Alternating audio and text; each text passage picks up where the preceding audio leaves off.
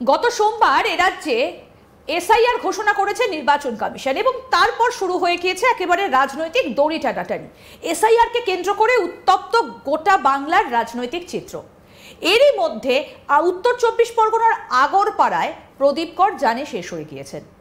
তৃণমূলের তরফ থেকে বলা হচ্ছে যে এই এসআইআর এর জন্যই তিনি নিজেকে শেষ করে দিয়েছেন, কিন্তু সত্যিই কি তাই? এই মুহূর্তে দাঁড়িয়ে বেশ কিছু তথ্য আমাদের হাতে এসেছে। শেষ যে জবানবন্দি অর্থাৎ শেষ যে নোট প্রদীপ করের, সেই নোটকে ঘিরেই এই মুহূর্তে নানা জল্পনা দানা বেঁধেছে। আমরা এই বিষয় নিয়ে আলোচনা করব। আমি ইন্দিরা রয়েছে আপনাদের সঙ্গে, আমার সহকর্মী স্বপনও রয়েছে। স্বপন, এই যে শেষ নোট প্রদীপ করের, এখানে বেশ কিছু প্রশ্ন উঠে আসছে। একদমই, এবং এই প্রশ্নগুলো ওঠা স্বাভাবিক। তার কারণ হচ্ছে গিয়ে প্রদীপ কর, যাকে বলা হচ্ছে যে তিনি এনআরসির ভয়ে নিজেকে শেষ করেছেন, এবং তার যে শেষ চিঠিটি, নিজেকে শেষ করার আগে যে চিঠিটি লিখেছেন, সেই চিঠিতে তিনি এনআরসির কথা উল্লেখ করেছেন। হ্যাঁ, ঠিক, এনআরসির কথা উল্লেখ রয়েছে, কিন্তু কিভাবে রয়েছে সেটা বিশ্লেষণ করাটা জরুরি। এবং অবশ্যই যখন এটা যদি আদালতে ওঠে এই প্রসঙ্গটা, এবং হ্যান্ডরাইটিং এক্সপার্ট রয়েছেন, তারা আরও ভালো করে বিশ্লেষণ করতে পারবেন যে এটা সত্যি প্রদীপ করের লেখা কিনা। প্রশ্ন হচ্ছে, ইন্দিরা তুমিও জানো, এই প্রদীপ কর তার হাতের আঙুল নেই, তাহলে তিনি কিভাবে লিখলেন? হাতের আঙুল যদি কাটা থাকে তাহলে তাকে বাড়ির লোকও বলছে যে কোনোদিন তাকে কেউ লিখতে দেখেন, তাহলে শেষ অবস্থায় তিনি কিভাবে লিখলেন? দিলীপ ঘোষ এক্ষেত্রে একটা খুব ইন্টারেস্টিং মন্তব্য করেছেন যে শেষ সময়টা খুব কষ্টে কাটে, সুতরাং সেই সময় দাঁড়িয়ে তিনি লিখবেন কিভাবে?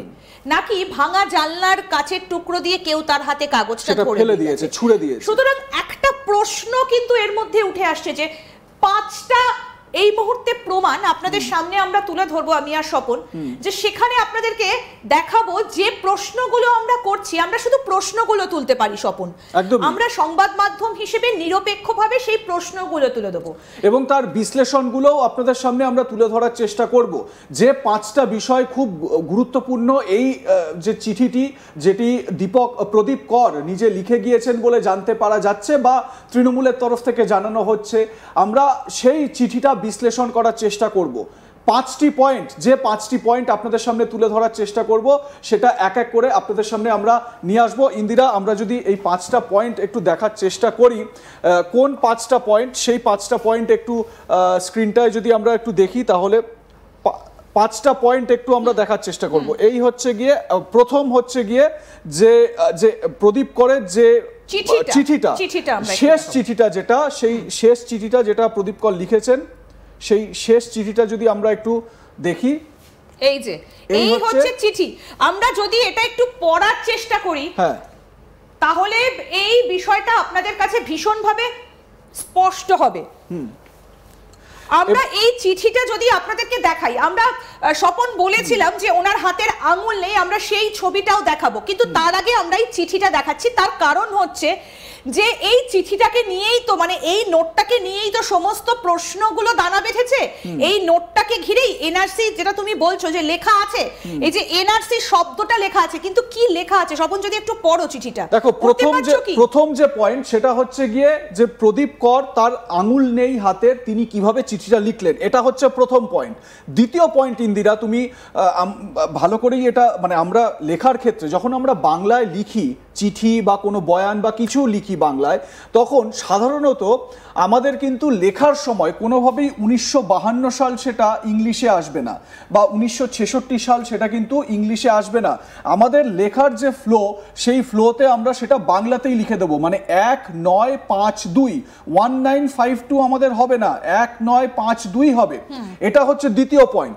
3 নম্বর পয়েন্ট হচ্ছে গিয়ে আমরা ঠিক এই একই কায়দায় আমরা যখন কোনো ইংরেজি শব্দ লেখার চেষ্টা করব, খুব সাধারণভাবে গ্রামে গঞ্জে বা একটু প্রত্যন্ত জায়গায় মানুষের যারা লেখালেখি করেন বা কোনো কিছু লিখছেন, তাদের কিন্তু এনআরসি বা ইংরেজি কোনো কথা লিখতে গিয়ে তিনি এই এনআরসি এইরকমভাবে এনআরসি লিখে দেবেন না, বাংলায় তারা লিখবেন এ দন্তের ন, আ বয়শূন্য র, দন্তের স হস্যি, এনআরসি এইরকম ভাবে লিখবেন।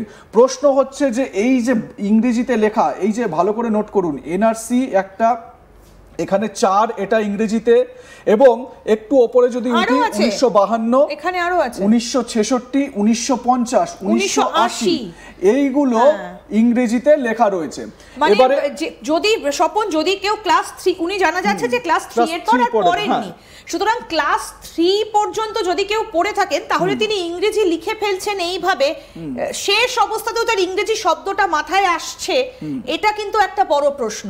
আমরা যদি একটু পড়ি, একটু যদি পড়ার চেষ্টা করি যে পড়ার জায়গাটা যেখানে যেটা নিয়ে বলা হচ্ছে যে তিনি এই এনআরসির আতঙ্কেই নিজেকে শেষ করেছেন, আমরা যদি একটু পড়ার চেষ্টা করি, যদিও পড়াটা খুব দুষ্কর, তিনি কি লিখতে চেয়েছেন বোঝা যাচ্ছে না।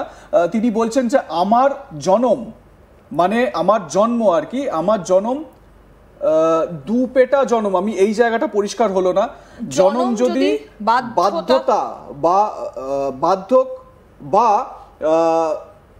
এই জায়গাটা স্পষ্ট হচ্ছে না। আমার 1952 যদি বা বাধ্যতা থাকা, তবে আজকে এই বিপদ ভোটার, সম্ভবত এটা লিস্ট হতে পারে, ভোটার লিস্ট, আমার বাবার নাম আছে, আমার মার নাম আছে, আমি প্রদীপ কর, 1966, 1950, আমার 1980 মারা গেছে, মানে বাবা বা মায়ের মধ্যে কেউ হয়তো মারা গেছেন, এটা বলতে চাইছেন।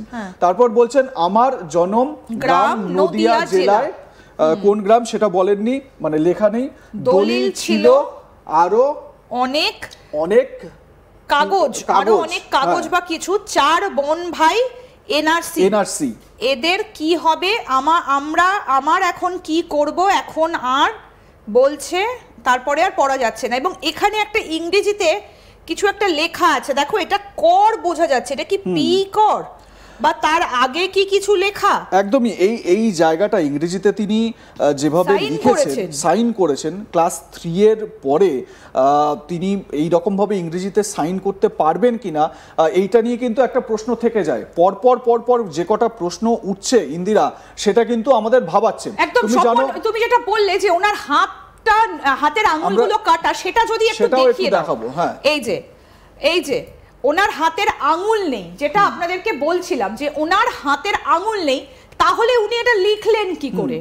খুব স্পষ্ট দেখুন, হাতের আঙুলটা আমরা দেখাচ্ছি, ওনার হাতের আঙুল নেই, তাহলে কি করে উনি লিখলেন? সুতরাং যে 5টা প্রশ্ন আমরা শুরু করেছিলাম সেটা হচ্ছে ওনার হাতের আঙুল নেই, তারপরে উনি লিখলেন কি করে, ইংরেজি শব্দগুলো, যিনি ক্লাস 3 পর্যন্ত পড়েছেন, তারপরে সেই ইংরেজি শব্দগুলো তিনি এভাবে দিলেন কি করে, এনআরসির কথাটা শেষ মুহূর্তে এইভাবে কেউ চিঠি লিখতে পারে কিনা, এবং একই সঙ্গে আরো যেটা উঠে আসছে, এই কাগজটা কোথায় ছিল। এবং একই সঙ্গে ইন্দিরা আরো একটা বিষয়, এই চিঠি থেকে কিন্তু, মানে যে চিঠিটা আপনাদের দেখালাম, সেই চিঠি থেকে কিন্তু কোনোভাবে এই বয়ানটা প্রমাণিত হচ্ছে না যে এনআরসির ভয়ে তিনি নিজেকে শেষ করেছেন।